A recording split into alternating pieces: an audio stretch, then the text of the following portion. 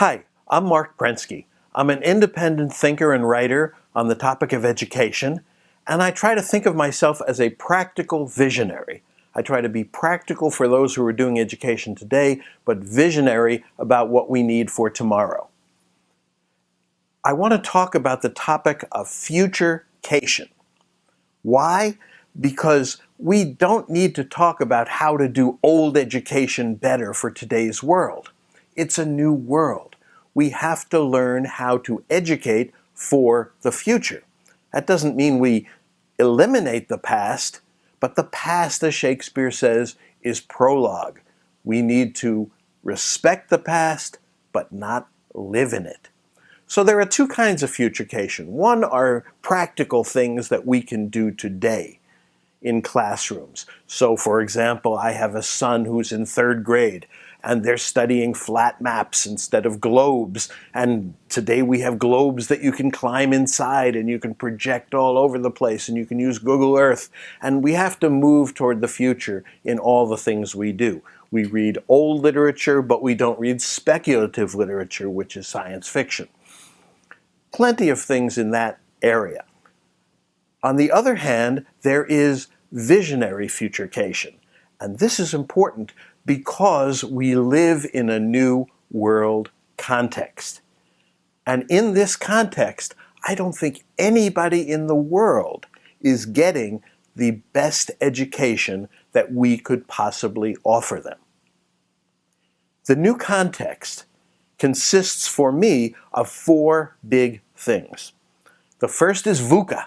You may not have heard that word, but you can look it up on Wikipedia or Google it. VUCA. It stands for volatility, uncertainty, complexity, and ambiguity. And all of those four are hugely bigger and more important than they were in the past. But that's not all, because we live in an era of accelerating change. And the emphasis here is not on the change, which we all know about, but on the accelerating.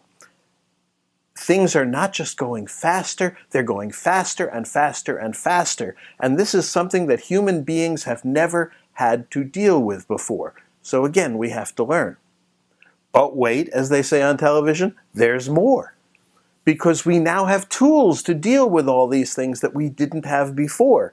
We live in an era of what I call extended brains. Because of technology and our brains are being extended and enhanced in many, many ways, and we can do things with supercomputers and we can do things with new technological tools and connections that we never could do before. And topping this all off is the internet, is the network, the fact that now all the people on the globe, almost, and soon, very soon will be, connected. And connected not just in terms of accessing information, but connected to each other. And so we have this new environment of VUCA and accelerating change and extended brains and connection. And we have to learn how to deal with it. This is something totally new for people. And we're just learning how to deal with this. For example, Facebook, which people look at sometimes as good, sometimes as trivial, is really, in my view, an experiment to see how we act as connected nodes on the network. Because that's what we're all going to be, and that's going to affect all our lives, how we work, how we learn, etc., and everything like that. The next thing is that what should be the goal of education in this new environment?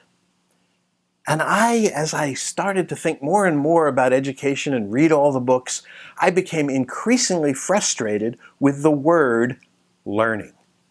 I don't think learning is the goal of education. I think the goal of education is becoming. Becoming a good person, as the Dalai Lama would say, becoming a competent person, and in this new environment, becoming a flexible person. Learning is a means to becoming. There's actually a better means to becoming, and that's accomplishing. And I'll talk more about that in a few minutes. Those of us who are from my generation, and there are many of us, who are trying to work in this field of education, need to realize that we are from a different world. We are the last pre-internet generation. I call us TLPIG. And that has formed an awful lot of our ideas and our beliefs. For example, all the pre-internet generations learned about the world through reading. So reading was incredibly important to us. Today's generations learn about the world through technology, some of which is reading and some of which is other things. And so we have to give up some of the old thoughts that we had in the past in order to move forward. Now, when we think about the world and we think about doing this, one of the things that I think we ignore a lot is that there are a lot of kids out there, and most of those kids are not in the top 10%, no matter how you would measure that top 10%. We love the top 10% of the kids. We do very special things for them. We look at the best schools, we investigate, we go, we see what works for them. But that doesn't mean that that's going to work for everybody else. In fact, if we ignored the top 10% and just let them educate themselves, they'd probably do just fine.